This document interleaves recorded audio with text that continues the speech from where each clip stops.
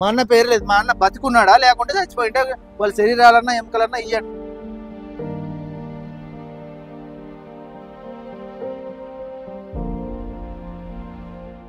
Sigachi chemical ఫ్యాక్టరీలో గాయాలైన వాళ్ళ పరిస్థితి ఎంత దారుణంగా ఉందంటే కుటుంబ సభ్యులు లోపల పనిచేస్తున్న వాళ్ళు ఏమయ్యారు తమ వాళ్ళని ఆచూకీ కోసం ప్రయత్నం చేస్తే ఎక్కడ కూడా ఏ హాస్పిటల్లో వాళ్ళు లేరని చెప్తున్నారు.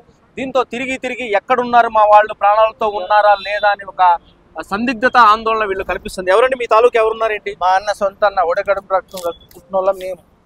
మా అన్న సొంత అన్న అక్కడ పనిచేస్తున్నాడు. 9:30కి ఇన్సిడెంట్ అయింది. 9:30 నుంచి 10:30 వరకు కాకతీయ హాస్పిటల్, లోకల్ హాస్పిటల్ అన్ని తిరిగినాం. తిరిగితే అక్కడ నుంచి మళ్ళీ ధృవ హాస్పిటల్ అన్నారు. ధృవ హాస్పిటల్కి పోయి ఒక అర్ధగంట సేపు ఎంక్వైరీ చేసినాం. లిస్ట్లో పేరు లేదు.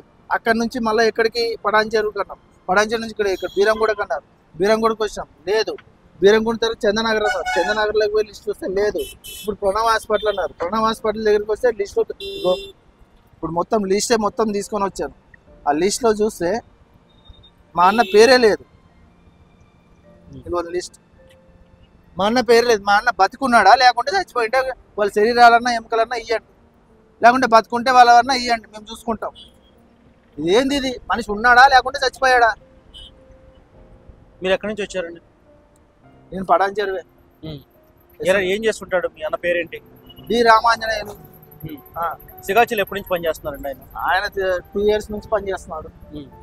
మరి ఇప్పుడు ఏమైంది పరిస్థితి? మీ ఎంక్వైరీ పక్కకు పెట్టండి. పరిస్థితి మనిషి ఏమైంది, ఏం కథ?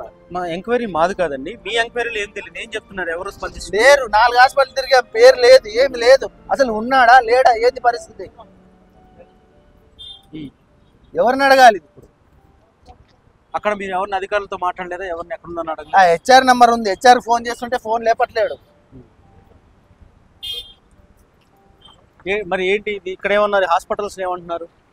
మా దగ్గర లేదు, లిస్ట్లో లేదు పేరు. 4 హాస్పిటల్ అక్కడి నుంచి వచ్చాము, ఇక్కడి వరకు వచ్చాము. ఏ హాస్పిటల్ లిస్ట్లో పేరు లేదు. 14 మంది ప్రాణాలు కోల్పోయారన్నారు. అది చూసారా? అది నేను చూడలేదండి. చూడండి చెప్పకూడదు. కానీ మా అన్న నాకు కావాలి. ఎక్కడున్నాడో అది కావాలంత మరి.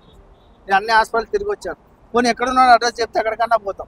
అసలు బతుకున్నాడా లేడా ఏదో కరెక్ట్గా చెప్పాలి కదా. అది ఏందిగా అర్థం కావట్లేదు.